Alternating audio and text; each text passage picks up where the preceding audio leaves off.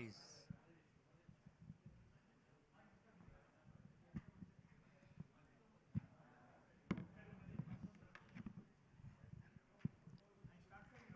We are starting with a breathing exercise, which is most important for us all. Those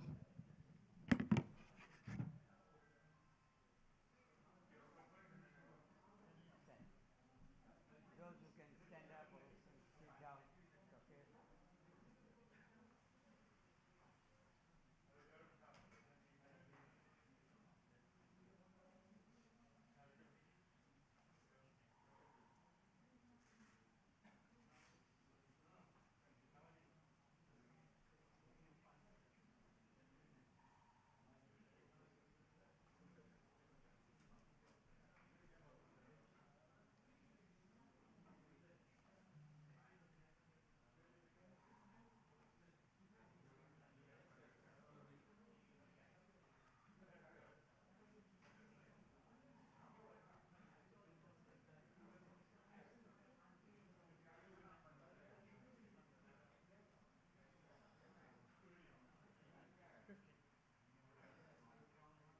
Now we are starting with our, it will be neck, hand.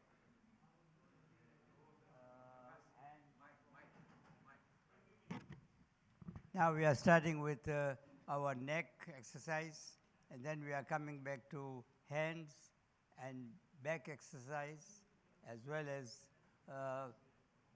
the chest and the stomach, which is very important because most of us, we have a problem of bulging stomach. Thank you.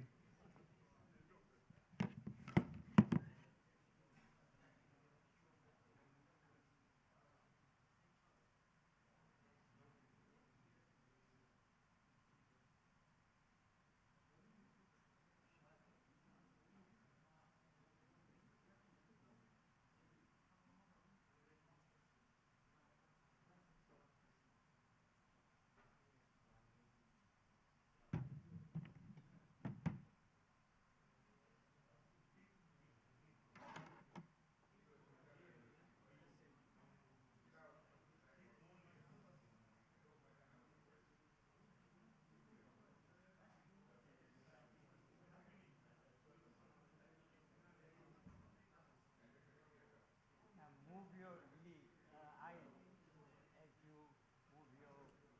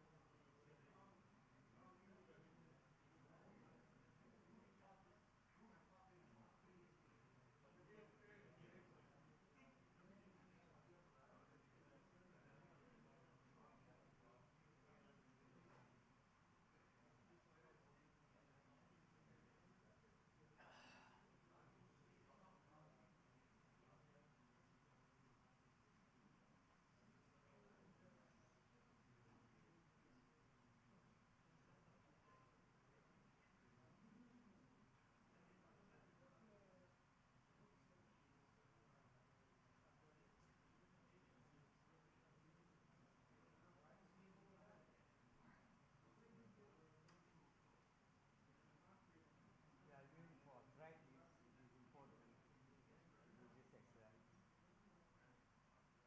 The fingers very tight.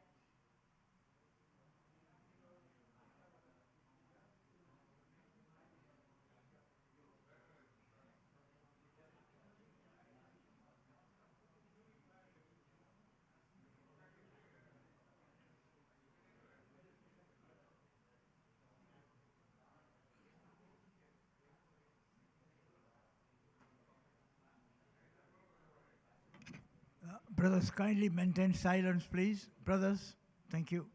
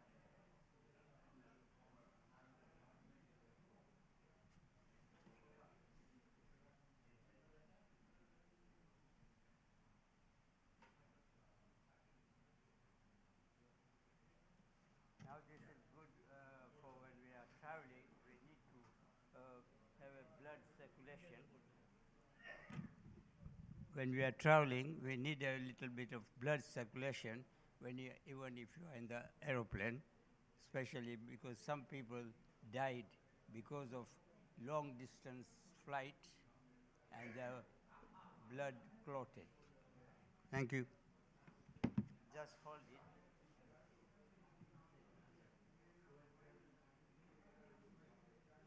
If you can.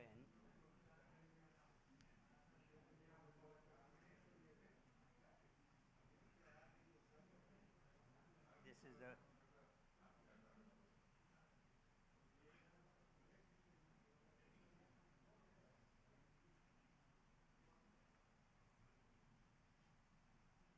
another leg.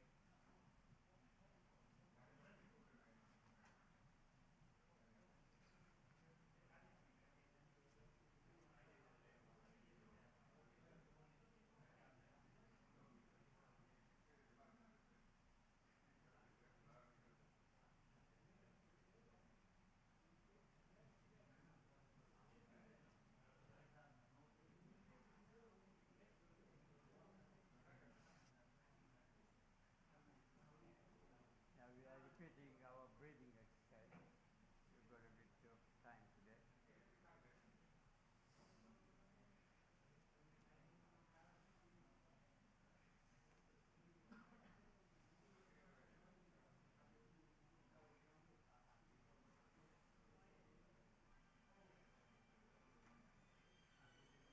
Now we are doing a sinus we are doing the sinus exercise, which helps for the sinus. Anybody has got a problem, or when they get it, your sinus becomes stronger to resist it. Your dose.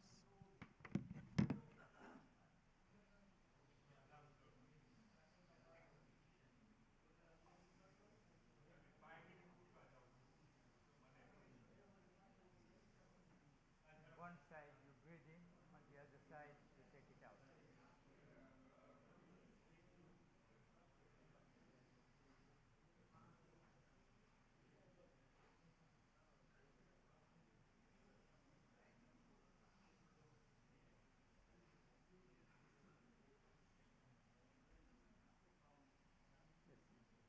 Now 3 times, we just block it one nose.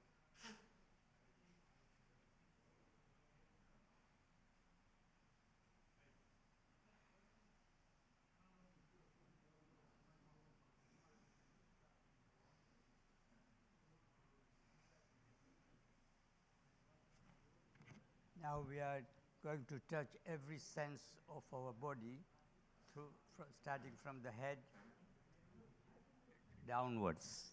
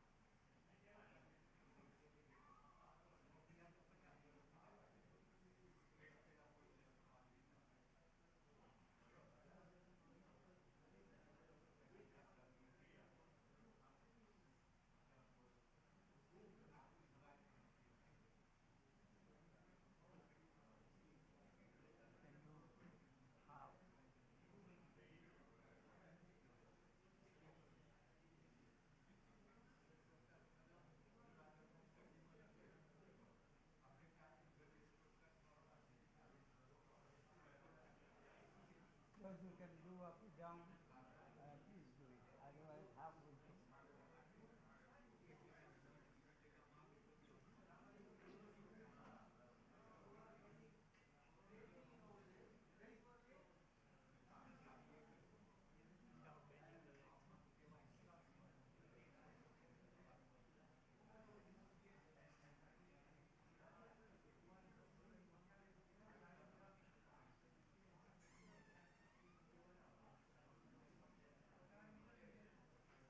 Giving you a couple of seconds to breathe in, breathe out. Now,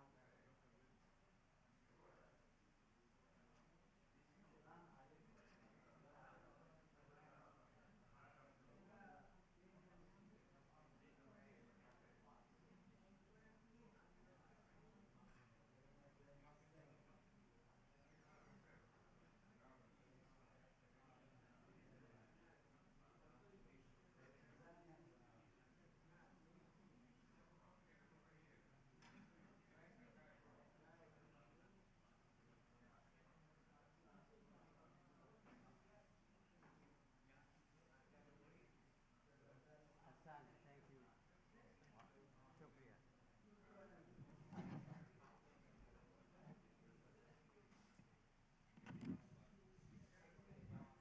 Thank you very much, Abbas Bhai.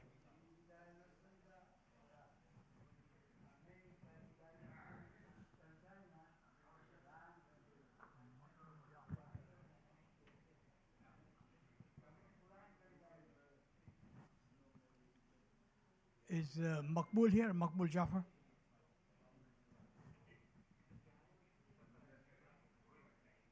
Makbul Bhai?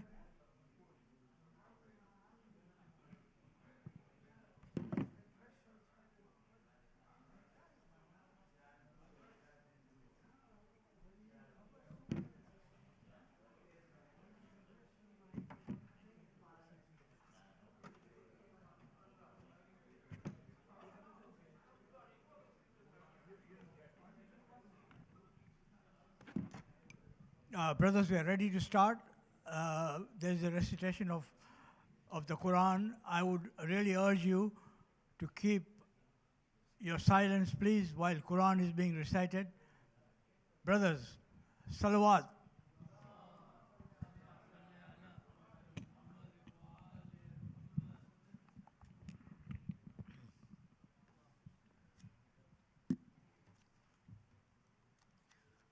أعوذ بالله من الشيطان الرجيم بسم الله الرحمن الرحيم هل أتى على الإنسان حين من الدهر لم يكن شيئا مذكورا إنا خلقنا الإنسان من نطفة أمشاج نبتليه فجعلناه سميعا بصيرا إنا هديناه السبيل إما شاكرا وإما كفورا إنا أعتدنا للكافرين سلاسل وأغلالا وسعيرا إن الأبرار يشربون من كأس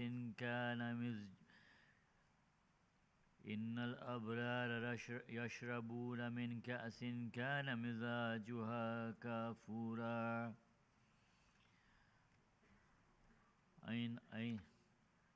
عينا يشرب بها عباد الله يفجرونها تفجيرا يوفون بالنذر ويخافون يوما كان شره مستطيرا ويطعمون الطعام على حبه مسكينا ويتيما وأسيرا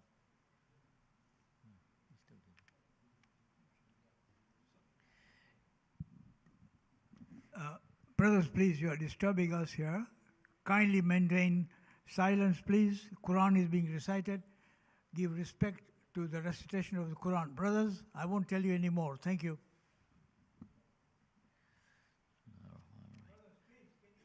إنما نطعمكم لوجه الله لا نريد منكم جزاء ولا شكورا إنا نخاف من ربنا يوما عبوسا قمطريرا فوقاهم الله شر ذلك اليوم ولقاهم نظرة وسرورا وجزاهم بما صبروا جنة وحريرا متكئين فيها على الأرائك لا يرون فيها شمسا ولا زمهريرا ودانية عليهم ظلالها وذللت قطوفها تذليلا ويطاف عليهم بآنية من فضة وأكواب كانت قوارير من فضة قدروها تقديرا ويسقون فيها كأسا كان مزاجها زنجبيلا عينا فيها تسمى سلسبيلا ويطوف عليهم ولدان مخلدون إذا رأيتهم حسبتهم لؤلؤا منثورا وإذا رأيت ثم رأيت نعيما وملكا كبيرا عاليهم ثياب سندس خضر واستبرق وحلوا أساور من فضة وسقاهم ربهم شرابا طهورا إن هذا كان لكم جزاء وكان سعيكم مشكورا إنا نحن نزلنا عليك القرآن تنزيلا فاصبر لحكم ربك ولا تطع منهم آثما أو كفورا واذكر اسم ربك بكرة وأصيلا ومن الليل فاسجد له وسبحه ليلا طويلا إن هؤلاء يحبون العاجلة ويذرون وراءهم يوما ثقيلا نحن خلقناهم وشددنا أسرهم وإذا شئنا بدلنا أمثالهم تبديلا إن هذه تذكرة فمن شاء اتخذ إلى ربه سبيلا وما تشاءون إلا أن يشاء الله إن الله كان عليما حكيما يدخل من يشاء في رحمته والظالمين أعد لهم عذابا أليما صدق الله العلي العظيم.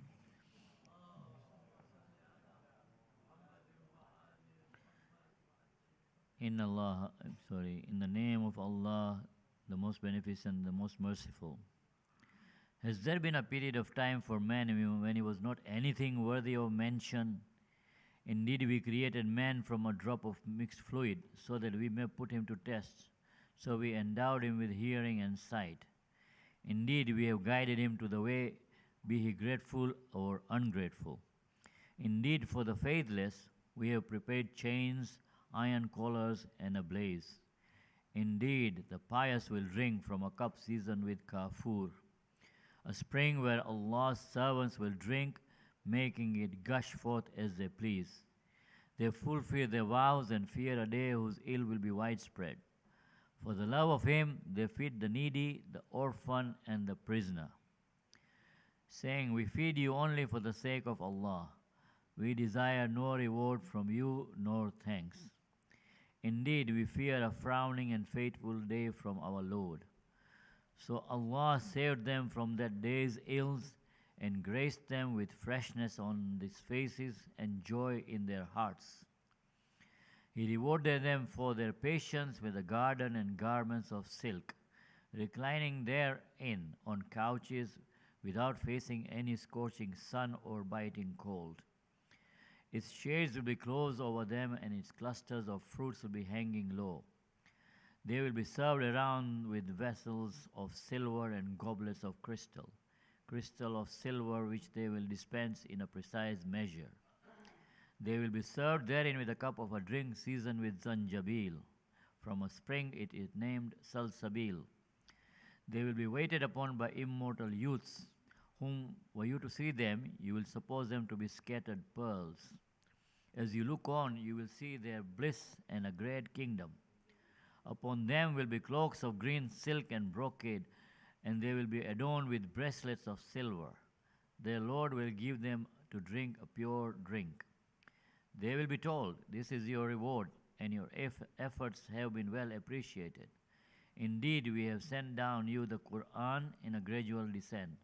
So submit patiently to the judgment of your Lord, and do not obey any sinner or ingrate from among them. And celebrate the name of your Lord morning and evening, and worship him from a watch of the night, and glorify him the night long. Indeed, they love this transitory life and disregard a heavy day that is ahead of them. We created them and strengthened their joints, and we created them and strengthened their joints, and we will replace them with others like them whenever we like. This is indeed a reminder. So let anyone who wishes take away. So this is indeed a reminder. So let anyone who wishes take the way towards his Lord. But you will not wish unless it is willed by Allah. Indeed, Allah is all-knowing, all-wise. He admits whomever He wishes into His mercy, and He has prepared a painful punishment for the wrongdoers. Sadaqallahu al-Aliyyul Azim.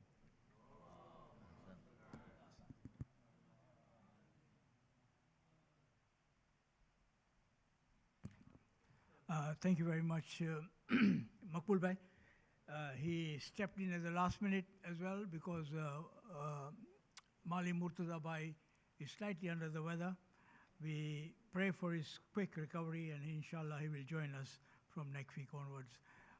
Apparently there is a majlis as well on Thursday. He will join us then that day as well. Bismillahir Rahmanir Rahim. I begin in the name of Allah subhanahu wa ta'ala, the most merciful, the most beneficent. And all praises to Allah subhanahu wa ta'ala for this opportunity, of course. As always, just to inform you that our last program will be on the 17th of December. And after that, we will have no programs until the 7th of January. So you guys get a break. You can go to Umrah or Ziyarat and come back refreshed, inshallah. Niyaz fund is open. The cost of a niyaz is around about £1,200 here. Okay, that includes full for ladies and gents. Okay, and those who wish to share can share a niyaz, say between 3 people or 4 people, £300 to £400 each, and we will recite your Surah Fatiha for your marumins if that's what you wish to do. I just wish to put on record my sincere thanks for your continuous support. And gathering here is improved as normal. Many people are coming in. Please bring your friends of all ages, over 50, those who are members. And if you haven't paid your membership, please update it. Can we recite 5 times Amma Yuji, please, Makbul Bhai? Can you take this?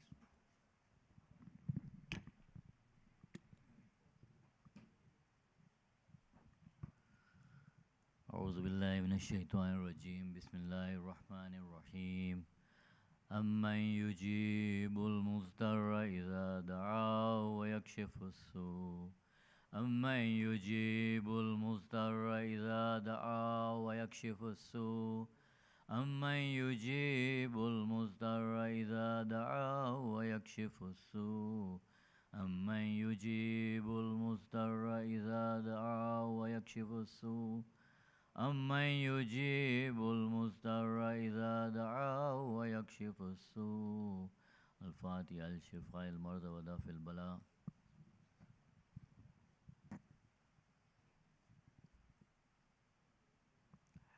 Please welcome Brother Rahman with a surah, with a loud salawat.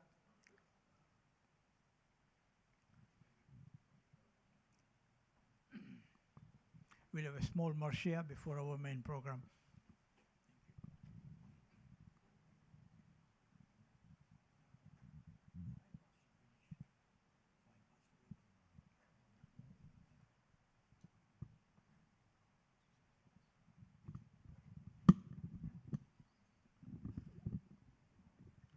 Muhammadin wa ali Muhammad salawat.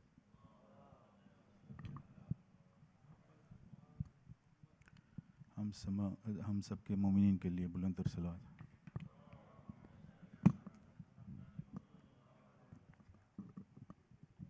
नारे तकबीर, نعرہ رسالت، نعرہ حیدری، محمد وآل محمد صلی اللہ.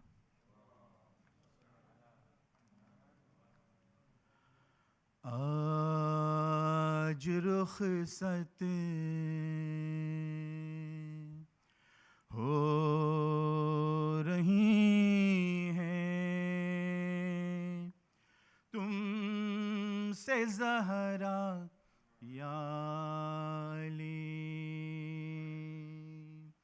کیا کہوں دل میں خیال آتے ہیں کیا کیا یا علی.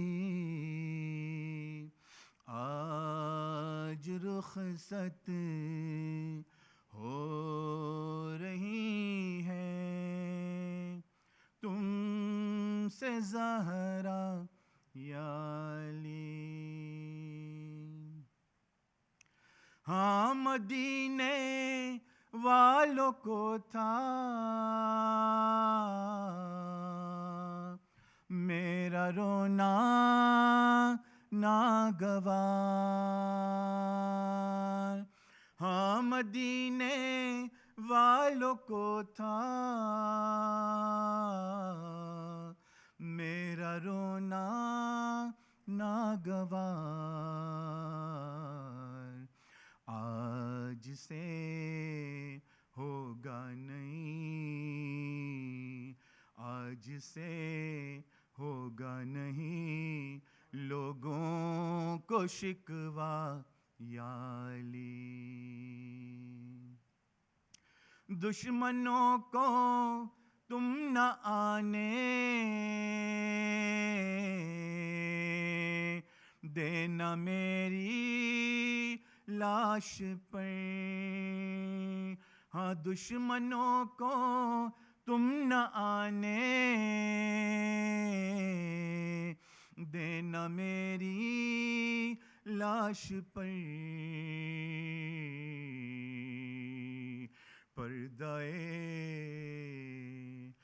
پردائے شب میں میری میت اٹھانا یا علی. پردائے شب میں میری میت اٹھانا یا علی. بعد میرے جانے کیا ہو حال بچوں کا میرے. بعد میرے جانے کیا ہو حال بچوں کا میرے. ان کو ایذا ہو تو ہوگی مجھ کو ایذا یا علی. آج رخصت ہو رہی ہیں تم سے زہرا یا علی. فاقے کر کے آفتوں سے میں نے پالا ہے انہیں. فاقے کر کے آفتوں سے میں نے پالا ہے انہیں. تم خیال ان کا میری،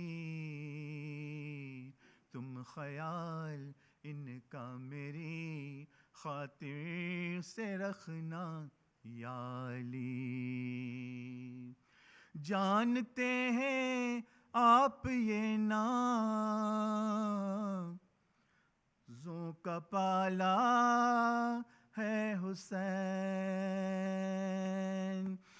جانتے ہیں آپ یہ نازوں کا پالا ہے حسین. وہ اگر روئے دلاسا अगर रोए दिलासा इसको देना या अली। तुमको ज़हमत होगी लेकिन मेरी तस्कीन के लिए। हाँ तुमको ज़हमत होगी लेकिन मेरी तस्कीन के लिए। मेरी तुर्बत पर मेरे बच्चों को लाना या अली। मेरी तुर्बत पर मेरे बच्चों को लाना या अली। रह गए अपना कलेजा थाम कर मौला सईद। रह गए अपना कलेजा थाम कर मौला Rahman.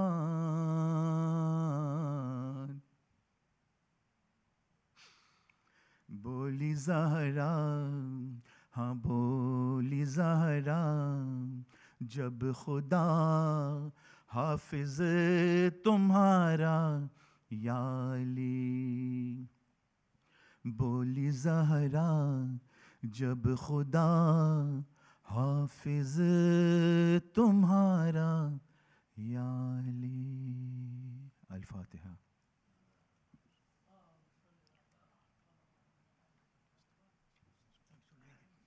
Thank you, Rahman.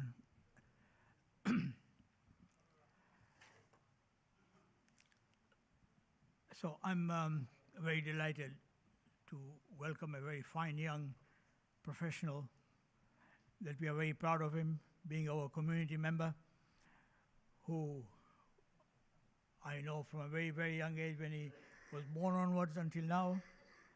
And not only is an amazing reciter of Marsiyas, duas, and taken all sorts of parts in the community affairs, but if I give you his background, he's got an illustrious background, which I'll very quickly go through. He's a computer science graduate, IT developer, a computer science at none other than Cambridge University. Okay, IT developer, quad at UBS. He's also a lawyer, derivatives and structure finance lawyer. He's the founder and the CEO of Datoo Legal Technology, advisory on financial and other institutions. In AI, which is artificial intelligence, since 2011. We have heard of artificial intelligence recently, but he's been doing it since 2011, actually as an advisor. So you can imagine the background. He is also a professor at the University of Surrey, Law of Technology, and AI, Financial Science and Regulatory Affairs.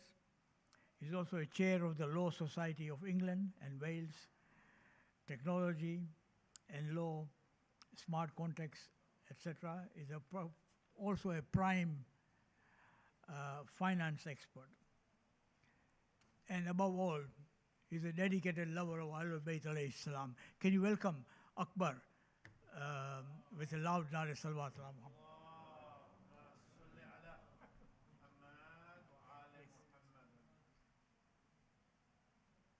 You want the mic or shall I? Yeah, you can adjust. Assalamu alaikum. Thank you. Thank you very much for inviting me here today. Really appreciate the time that you've given me. I've got some slides, and I guess what I wanted to talk about was emerging technology, and what does this group need to know? What do we need to know about the technology world that is changing very, very quickly?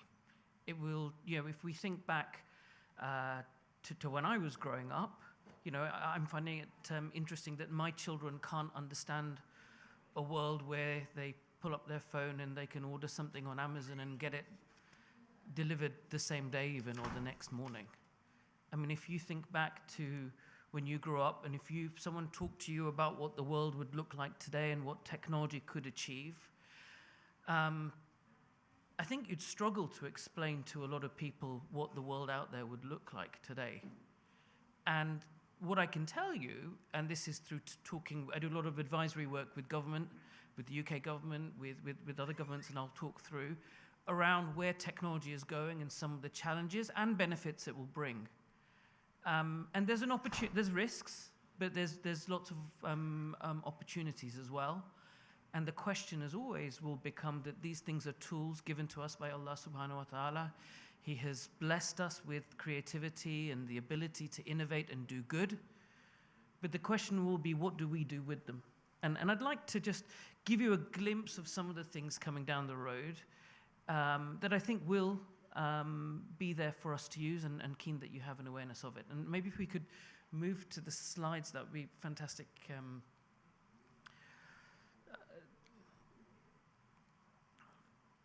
So actually, I've started with a verse from Surah Sabah, where Allah subhanahu wa ta'ala talks about making iron soft for Prophet Dawood.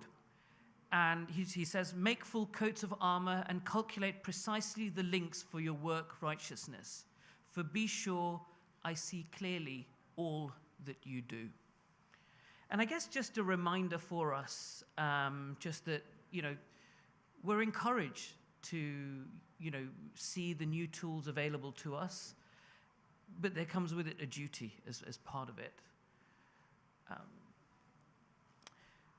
So I guess starting off with artificial intelligence, really. People think that artificial intelligence is a new thing. Actually, artificial intelligence, the term, comes from the 1950s. And we've been doing artificial intelligence since 1950. It's just what we've been able to achieve with it more recently has really changed since November 2022, when ChatGPT was created. I'm fortunate. I'm fortunate that when I'm asked to speak, to governments, I was in Manila recently advising the Philippines SEC on the rollout of cryptocurrencies and stable coins. Sometimes I don't want to admit it. I mean, these slides took less than 5 minutes to prepare. This speech, you think it's me. It's not me. Right? I don't know whether this is a bad thing to admit. Maybe you want me to have worked very hard to come and then deliver this, etc. But the reality of it is that this was a simple prompt. I put it in, and all the hard work is done for me. The difficult part is making sure I attend in person, right? I'll give you another story. So there's a client that I work with. They're called ITFA, the International Trade and Financing Forfeiting Association. The president is a gentleman called Sean Edwards, and he emailed me. This was in June of 2024. He emailed me, and he said, "Dear Akber, we're doing our annual general meeting, and I'd like you to come and talk about the future of AI for our industry." So this is for trade finance. Letters of credit, bills of lading, that you put on a ship when you have import, export. Today it's very manual, and they're looking to explore ways of using AI to make this a better place. And this email comes into my inbox. This is in June 2024. Now, I've got something that listens to my inbox. I don't always read my inbox.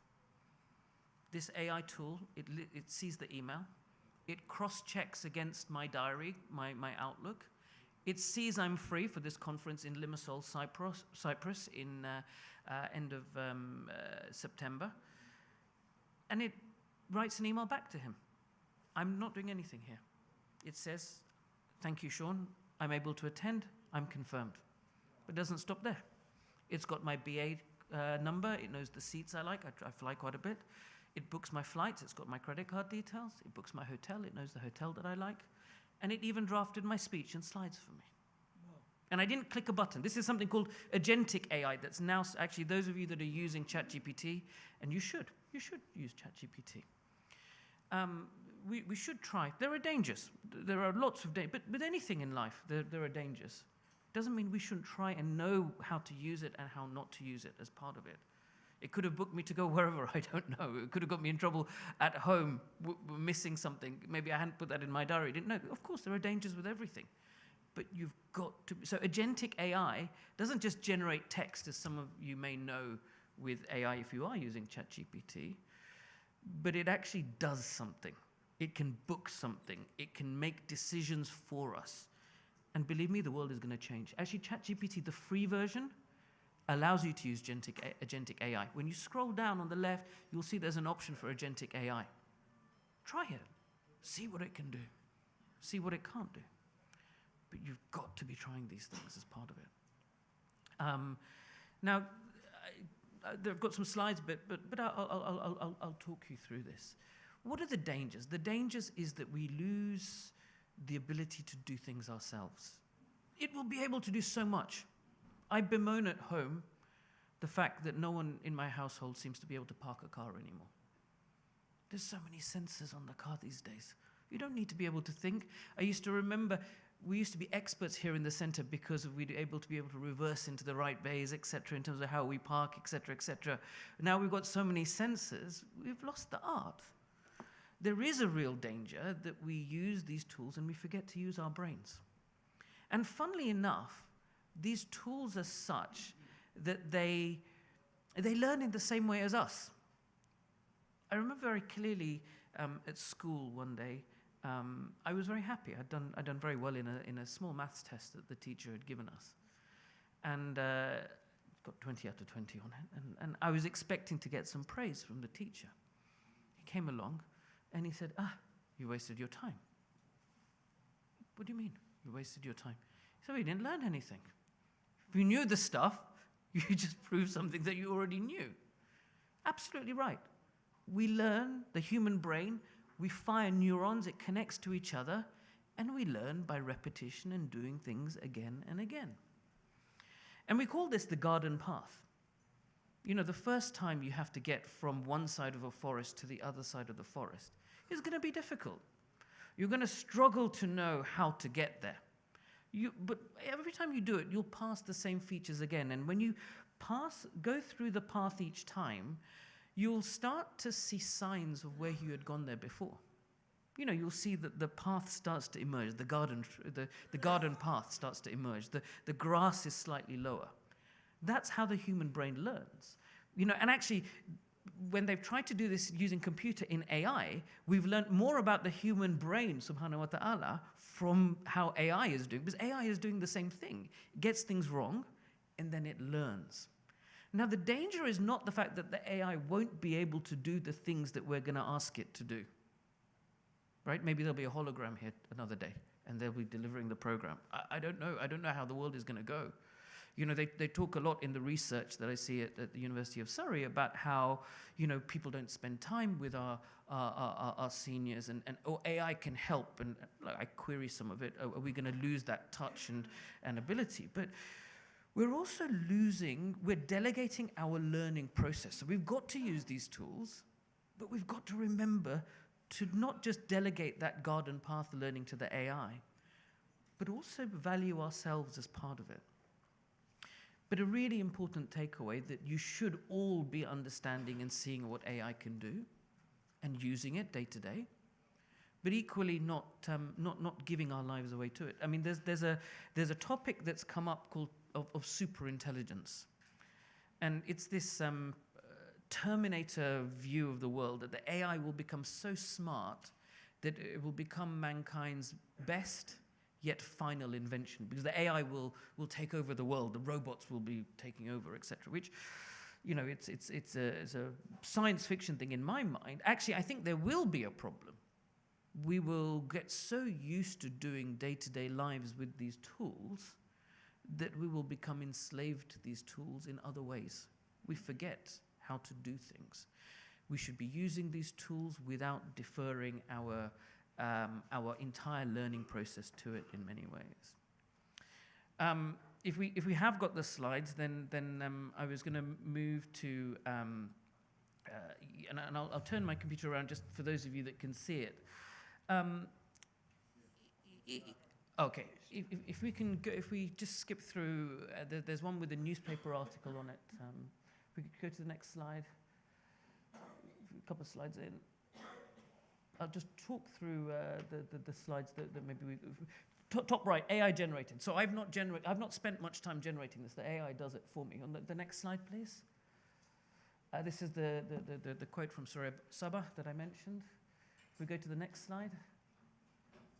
This is just the neurons that we see in the brain. That's exactly what we've done in the AI tools now, right? The computer learns. There's a whole load of neurons, like the human brain. There are billions of neurons, right? And what we do is that we get the computer to learn by making mistakes. Have you ever tried to go to a website and it says, prove you're human? Draw me where the crosswalks are, or where the bicycles are, or the motor. Do you know what that is? We need people to train AI. So there's a very smart company called Google, and they said, we're going to get the whole world to train the AI for free without paying them.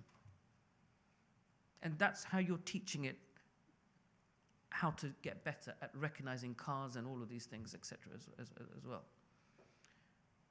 You don't even know that you're being used in order to do this. Actually, I'm currently, I don't know how many of you are aware of iCare. So that's the Islamic Center for Advanced Research as part of the World Federation.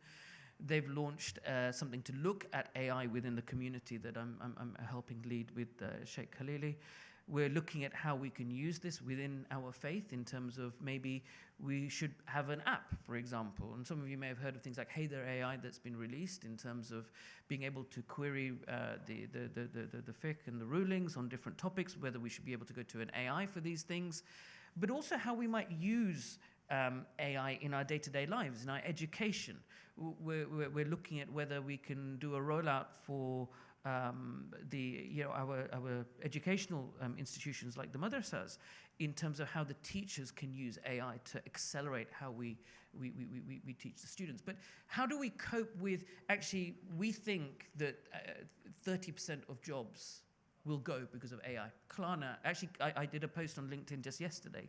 Clifford Chance, one of the leading law firms, has done a redundancy around getting rid of 10% of its staff.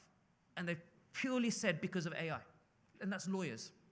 That's the sort of people AI is coming after at the moment. This is not just any jobs it's going. We're going to see a real change in the jobs market. So we've got to be kind of really prepared and ready for this. If we go to the next slide, please. That's the garden path, just making the point. The first time that you would have done it, that path wouldn't have been there. Okay? Now, we can either, we have to get the right balance. We need to use the AI tools, because if you're not using AI, the person sat next to you will be doing better. People always ask me, will you be replaced by an AI? And I say, no, you'll be replaced by someone using AI better than you. So you've got to use it, but you've got to be careful that you help your AI's garden path, but also your own garden path as well, right? So it's getting that balance right as part of it. We go to the next slide. Enough about AI. There's a lot of emerging technologies, and the trick is sometimes making sure you're aware of technologies before they come about. Now, actually, in the financial crisis was in 2007, 2008. And till today, there's anger at banks and bankers around what happened, and the public had to bail out the banks from what happened.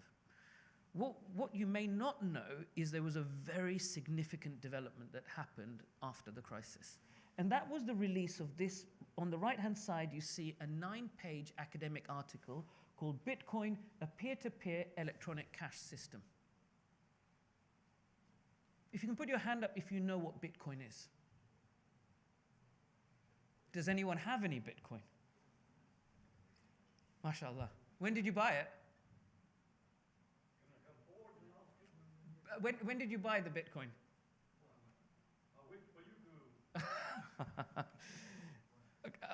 I'll answer that in a second. So what happened is that this person called Satoshi, he used he was maybe like some of the emails that we get flying around, anonymous kind of name coming out with an email.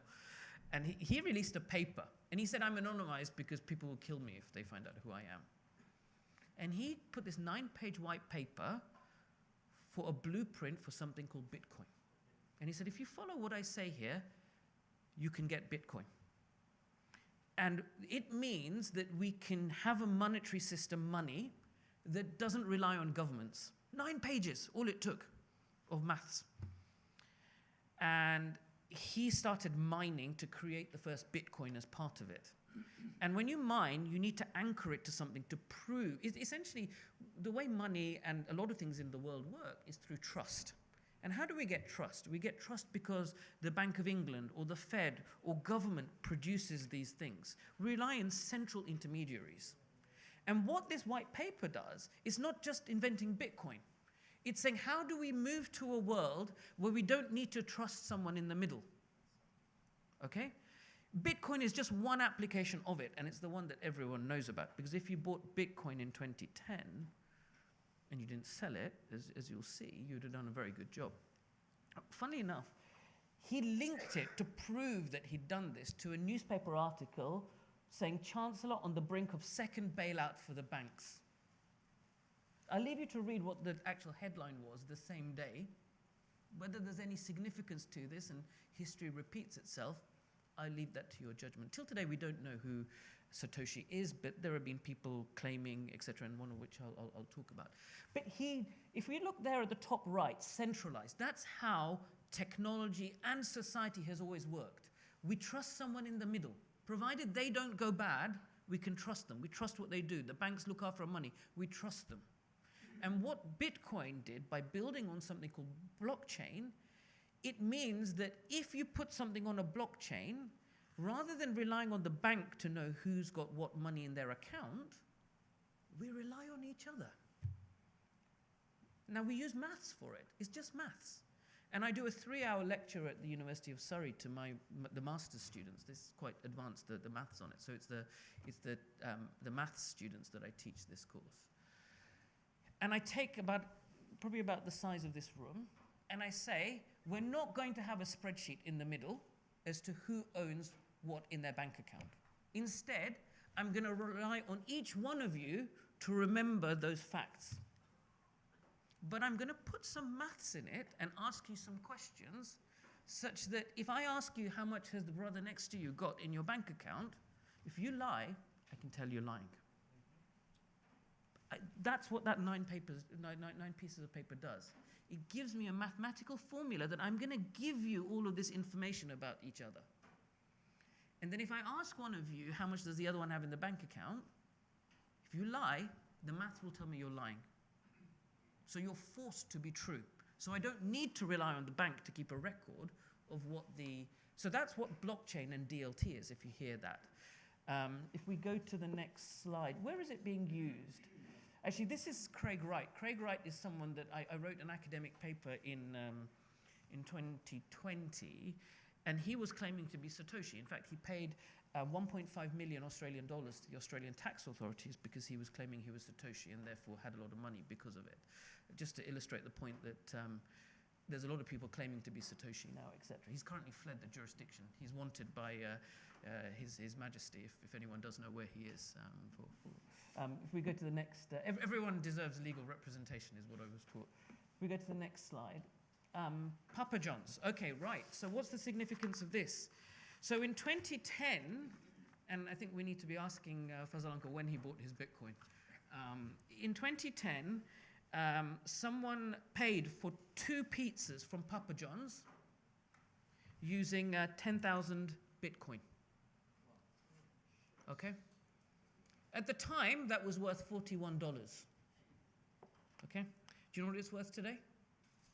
$1.1 billion, US dollars. Very expensive pizza. And if you remember, on the 22nd of May of each year, we had the celebration early in the year, there's a celebration for that. There's a blockchain pizza day that's celebrated in memory of the person that spent that much money at Papa John's. I think Papa John's actually used the money for something else as well. If we can go to the next slide. This is I mean, the law is catching up. Actually, I was in the House of Lords last year, and the Digital Assets Bill is just passing. If any of you have seen those Bitcoin terminals, like ATM machines, you'll have Bitcoin machines. Funnily enough, the law is catching up. We still don't have in the UK, actually some of the jurisdictions like the Philippines, Cambodia, Dubai, that I'm doing work, has actually got much more advanced legislation around it. One of the things that we're grappling with, actually, we had a conference at iCare again at Harefield over the weekend, and actually we were looking at the rulings from our different Maraja. Ayatollah Shistani has actually said, I'm pausing my judgment. I don't quite know what the ruling is at the moment around whether things such as Bitcoin are permissible or not. It's a changing area, and it's causing a lot of trouble for people that might have Bitcoin in their wills or disputes, etc., when it's stolen, etc. That's a problem. The next slide I've got is if we can go to the next slide with Trump on it. You might know that Trump issued a Trump coin, so it's everywhere, right? A lot of the work that I'm doing is around things such as stable coins. A lot of the countries such as Tanzania, Kenya, they are trying to explore whether they can use stable coins to get more efficient in terms of how they, how they deal with monetary policy, and whether they can use the digital part of it as part of it. But actually, I had the fortune of, I was invited to go meet Commissioner General Yusuf Mwenda in Tanzania. He's head of the Revenue Authority. And it's interesting, if it comes, don't get fooled into thinking this technology is just currencies. It's a lot more. So for example, the Revenue Authority in Tanzania tell me they've got a problem. Only 2% of people are paying their taxes. So what he wants to do, for example, is to put all the transactions on the blockchain. Because the blockchain, then you can't lie. You can see what people are doing, and he can collect the tax from you as well. These things, they're pseudo-anonymous. Actually, they are, you think you're anonymous, but actually there's a lot of work that you can do in order to find out actually what the right thing is. And then the final slide I wanted to come to was, I mean, there were some pictures just in terms of the some of the work on DLT and its applications. The final thing I wanted to make you aware of, if we go to the next slide, there's a picture of Schrödinger's cat. I think next slide or the slide after. Not the next slide, but the slide after. So there's something coming down the road called quantum computing. This is going to be the next big thing. Okay, AI we've talked about, blockchain, DLT we've talked about. One more slide, please. Now, this is something that just feels very odd mentally to us. One more slide, please. It's got Schrödinger's cat on the top of it. Now, Schrödinger came up with this experiment, a thought experiment. So this isn't a real experiment, but it's a thought. And he said, imagine taking a box and putting a couple of things in it. We're going to take a box, a cardboard box, and we're going to put a cat in it. We're also going to put some radioactive material in this box. And we're going to do it such that there's a 50% chance that in 1 hour's time, that cat will be dead because of the radioactivity. Now, what we're going to say is, in an hour's time, I'm not going to let you look in the box. And I'm going to say, is the cat alive or is it dead? What would you say? Now, Newtonian physics, which is what we all grew up on, and the way computers work today, is we have to make a decision. We say, it is alive or it is dead. We can't cope with this idea of two things happening or being at the same time. What we're moving to is a world of quantum physics, and that's more like how atoms behave. For those of you that are physicists, you'll know that we can't pinpoint the exact location of an atom. We just know the area it's in. So there's a whole branch of mathematics and physics that's developed around being able to cope with this idea that the cat is alive and it is also dead at the same time. And it's only when you look inside the box that it's actually dead or alive. And bizarrely, we say, as far as this mathematics goes, that it is both alive and dead at the same time. And it messes with your mind. It really does. But what we see on the next slide is what it results in, quantum computing. You think we can achieve a lot today with AI? You've not seen the half of it. All of AI, Bitcoin, all of the things we do, it relies on things like cryptography. You know, when we put passwords on things, we assume that we can't break those cryptography because it will take so much computing power to solve all of those things. All of the things that, I'm having conversations with defense agencies because they are relying on Newtonian physics and computers that can do certain things in a certain amount of time. You know, in order to solve some things, we're saying it will take 65 million years to solve certain things, to crack certain passwords, etc. And on the next slide, you'll see a computer that's a quantum computing that we're now getting. This will take, and we think that we're somewhere between 5 to 10 years away from fully fledged quantum computing. The Chinese are leading the way here, and they have bought all of the data that's encrypted. Because there will come a time in 5 to 10 years where someone can click a button and everything that you think is secure today, everyone will be able to see what's in there. But that's just the bad use of it. There's also the use of, if we've got so much computing power and we can achieve so much today already with computers, I'm telling you that these computers are operating 65 million times the processing power of the computers today. So but what I want to say is imagine the good we can do with this. Imagine the bad as well. But you've got to be aware of what's coming and engage with it. I think, have we got some time for some questions? Yeah, we'll do the questions. Let me just finish here. Sure. Thank you very much. Look, we are pressing for time for namaz. If we can keep your questions as simple as possible, not simple, but short as possible, rather than expressing your opinion about the talk is excellent anyway. So we'll take questions. If you raise your hands, we will start with Fadl Bhai first, please. Like I said, please keep it precise so that we don't waste too much time. Thank you. You talked about financial revolution, technological revolution. Is there any fear that AI is going to make some changes, or will it be out of order in religion? Will it going to make any difference in religion? Because at the moment there are all these sections. Is AI going to unite all the different practices or not?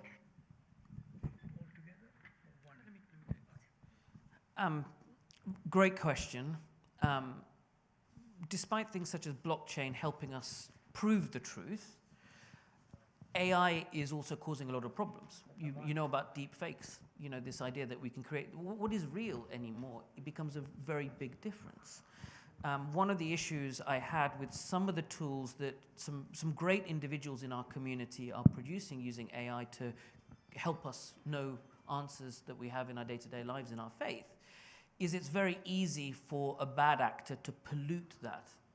Actually, you know that recapture that you saw when it asks you to pick the bike?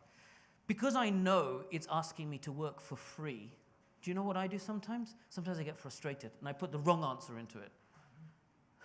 Why are you getting my work for free? You should be paying me for it.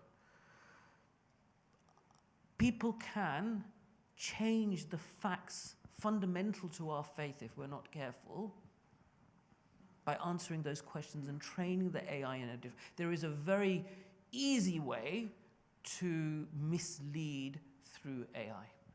And these things are doing so much, billions of parameters, our mortal brains cannot even begin to know how these things are altering our view of reality.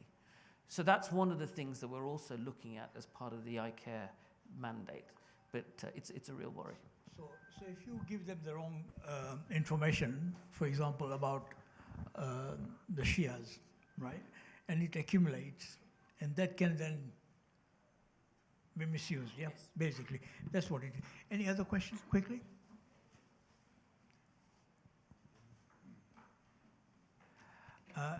Yes, Haider.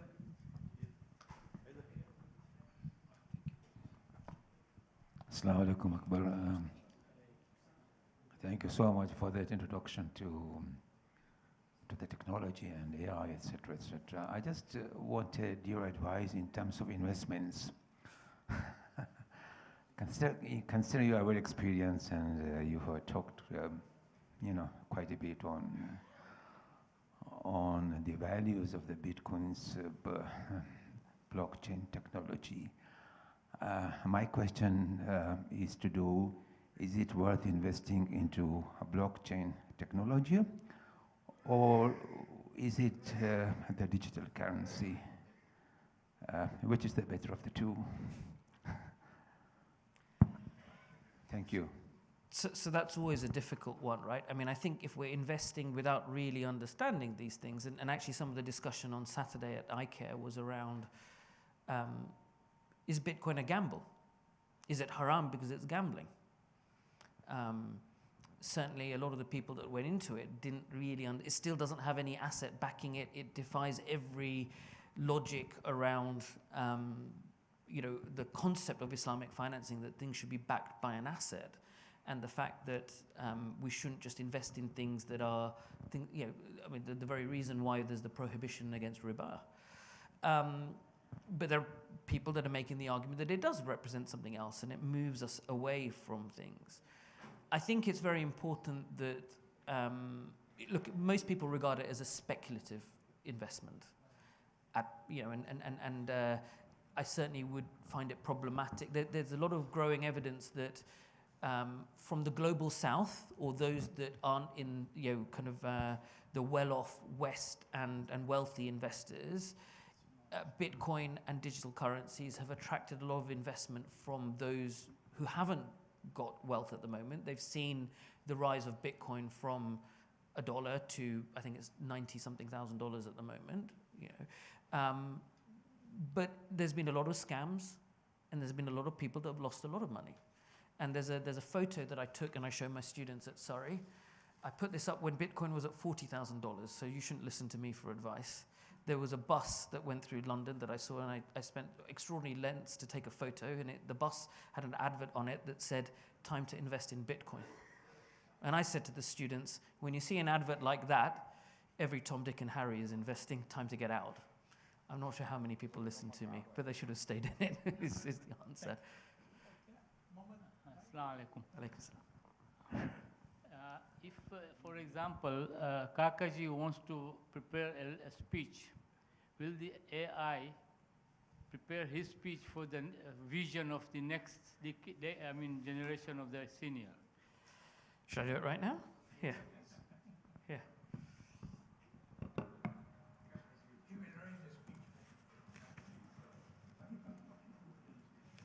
How does the AI know his thought? Thank you. Actually, I have to feed information to AI, yeah? I have to put down in ChatGPT as to what I want it to be covered, and then they generate the speech. So we'll let it go and we'll see what comes up. It will come up in 2-3. It will come up pretty quickly. Maybe we'll go to the next question and then I'll tell you what it says as part of it. Anybody else a quick question? Yeah, 1 second. Go ahead. Anybody new? Okay, carry on. So you are, Akbar, so you are saying that the practice of AI would try and formalize, so it is very dangerous, because if you take Sufism, it's a direct one-to-one. There is no بحق Fatima, بحق Muhammad, بحق Yasin. So our practice would sort of try and formalize what can we on our own practice ourselves, what we believe in. We have to be at the forefront of AI. We have to be leading these LLMs. It's being led by people in the west coast of San Francisco, of America at the moment. And their philosophies and ethics just don't align to ours. And we've got to wake up. and be at the forefront of this. Actually, there's a brother from Toronto. He's actually working at OpenAI. He's head of from the Koja community, right? He's head of enterprise AI at OpenAI at the moment. The people we have talent in our community. What we need is engagement across all of us, and we need to back this. Because it's a tool. Come back to that quote from the Quran, right? We've been given this tool, and it is our duty to use it in the right way with our faith. Right. At the moment, I think the ulamas are in this discussion with these problems. So that's what I understand. So just in terms of what I put in my AI is trained, right? This is a free version of ChatGPT. It's nothing special. You can get this as well, but I've trained it. I know how to train it. So don't imagine you'll use this and it will. If you invest the time, you can do this easily. So all I said to it, as I'm at Hujjat Seniors, prepare a vision for the chair's vision, Kakaji. So all I put in, you can see. Yes, yes. And you can see the time I put that in, 7 seconds later. Actually, it took less than 7 seconds. Do you know why it takes 7 seconds? Because psychologically, they think it will do a better job if it says things like, I'm thinking. It's not thinking, it's already come up with the answer. That's, again, just fooling us. Bismillah ar-Rahman ar-Rahim. My dear brothers and sisters, when I look at this Hujjat Seniors gathering, I don't see old age. I see experience, history, and barakah. Our vision is simple, that no senior in our community ever feels lonely, useless, or left behind. Instead, there should be a place where we feel honored, connected, and spiritually alive. Our vision belongs. We know each other by name, we check on one another, and no one sits alone. Contributes. Our skills, stories, and wisdom are not stored away. They are used to guide the next generation. There's a lot here. I'll give it to you afterwards. We'll save you a bit. Yeah, please do. That'll be my next speech. But whatever it says is really quite accurate, if you see what I mean. That's exactly what normally we would talk about, okay, in terms of, yeah, sorry. Mohammed Bachu, that answers your question, right? And everything. Thank you for the way. Yeah, quickly, a very quick question. We don't have much time.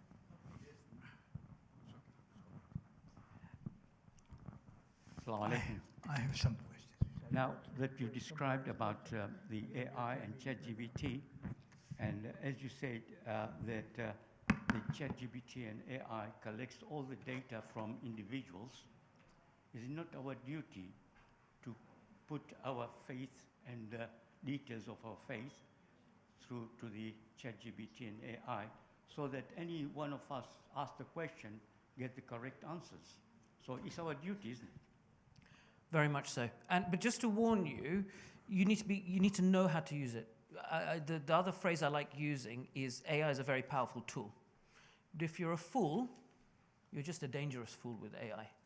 Right? You need to know how to use these things. I've got a PhD student at Surrey who is investigating the confidential stuff people put into ChatGPT. I've got people's credit card details. I've got all sorts of information. So we've got to be absolute. The point is, we've got to be at the forefront of it. You shouldn't say, "Oh, this is not for me. I'm a senior." It's for you as well. We've got to be testing this stuff and knowing how we fit into it. I'm sorry, constraint of time. So what I will quickly do is I quickly summarize as what will ask my dear Akber today. And so I made some points, but I don't want to take too much time. I'll just quickly summarize it and say, for example, where do we already use AI, which Akbar very eloquently presented it. Okay, and what are the limitations of AI, which I think he briefly mentioned, but there was no time. But I mean, there are limitations to it, which we know. And what are the risks of AI? Okay, those also he highlighted very eloquently, but we all have to look at it, especially from our faith point of view, which again he covered fairly well. But of course, he needs time, probably another lecture just to talk on how we can improve that.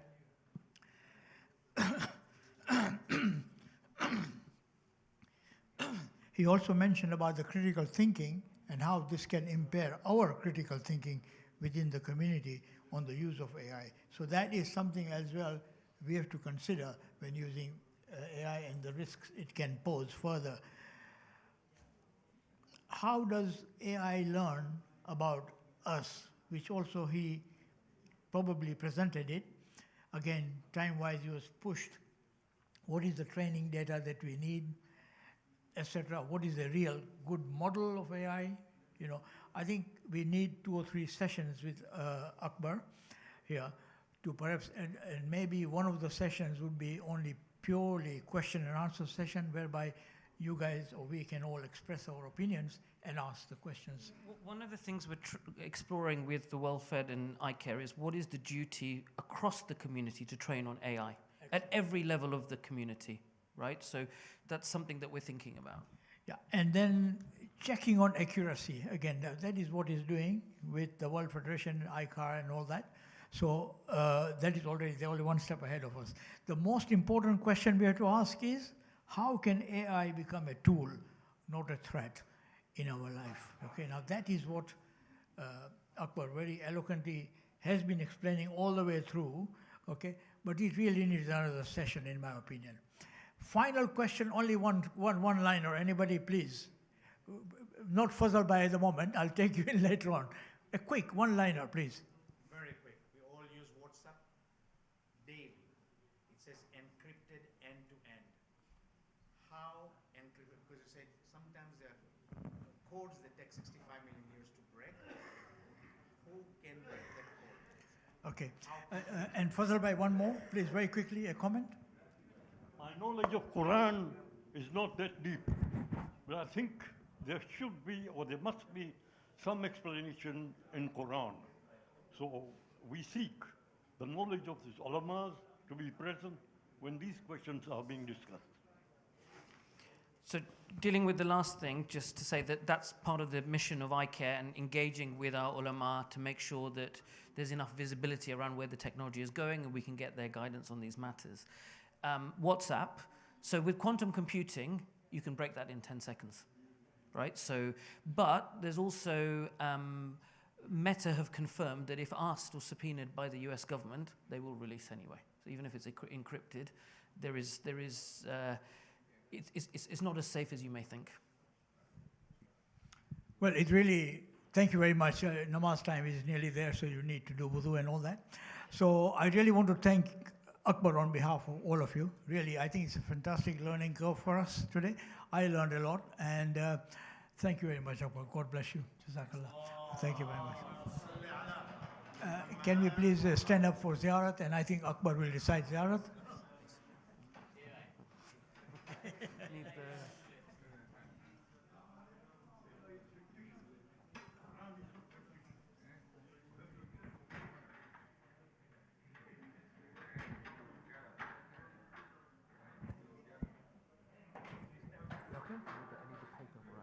Oh, okay.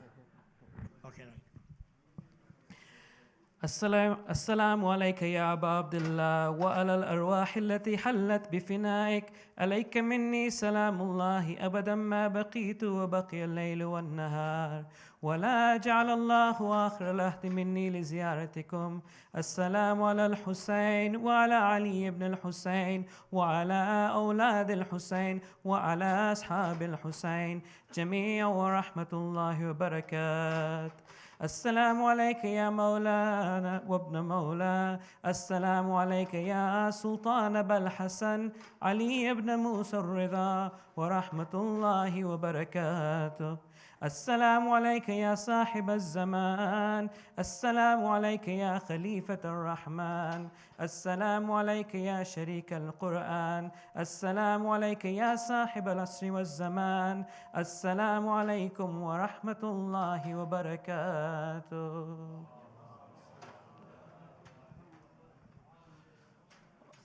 بسم الله الرحمن الرحيم اللهم كل وليك الحجة ابن الحسن صلواتك عليه وعلى آبائه في هذه الساعة وفي كل ساعة وليا وحافظا وقائدا وناصرا ودليلا وعينا حتى تسكنه أرضك طوعا وتمتعه فيها طويلا برحمتك يا أرحم الراحمين.